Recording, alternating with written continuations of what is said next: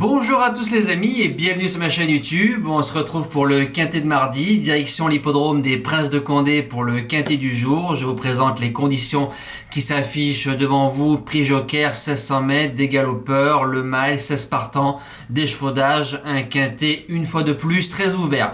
Alors base gagnante, le numéro 9 Uzel, comme le 5 février, c'était ma base gagnante. Bon deuxième pour une semi-rentrée. Une sortie sur le parcours, une victoire, c'est magnifique. Sa musique sur le sable entre 1300 et 1600 mètres, c'est 3 victoires, 2 deuxième places et une place dans les 3. Donc 100% de réussite dans les 3 premiers. Il lui faut absolument le bon parcours, mais s'il est bien monté et bien ramené, c'est un cheval qui peut triompher. La deuxième base qui est supplémentée, sachez-le, le numéro 13, Agapemia. Le mile, c'est sa distance. Dans les quintets plus, c'est moyen. On retrouve 2 places de 6e, 2 places de 3e et une place de 9e. Il vient de bien courir dans un quintet canois. Sur le parcours, c'est 2 victoires, 2 places de deuxième, une place dans les 3 et 6e, 11e, donc un bon 5 sur 7. Corde numéro 7, si elle nous refait la même valeur que sur l'hippodrome de Cannes-sur-Mer, c'est une jument qui joue le tiercé, même si le lot est un petit peu meilleur.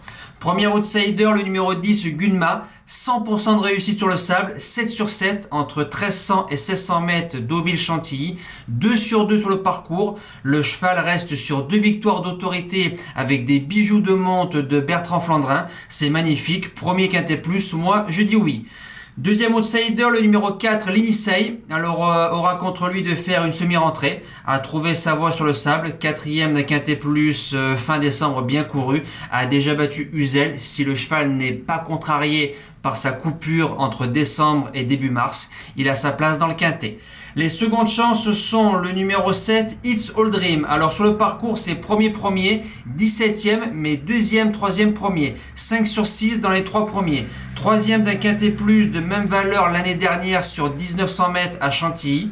PSF en 36 de valeur, vient de gagner d'autorité, là il est en 37, on appelle Stéphane Pasquier, je pense qu'il a dû avoir le choix des montes, c'est un signe de confiance, je le vois à l'arrivée. En 6e position, le numéro 5, Urbit. Alors on l'a plus vu sur 1300, 1400 mètres, mais c'est 3 quintés sur le sable, c'est 4e, 3e, 6e. C'est un cheval qui aime bien finir sur les autres, donc je pense que le rallongement de la distance va jouer en sa faveur.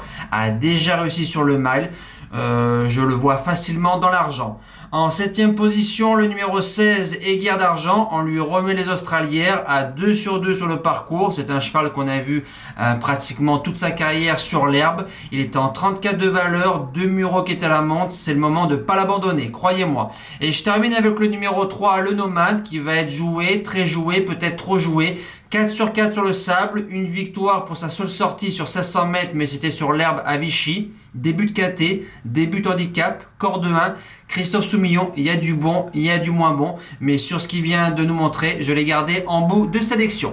Voilà, je vous remercie d'avoir suivi ce pronostic. Je vous dis à demain pour la première étape du Grand National du Trot Paris Turf 2022 sur l'hippodrome d'Amiens. Passez une bonne semaine, soyez prudents. Merci à tous, ciao!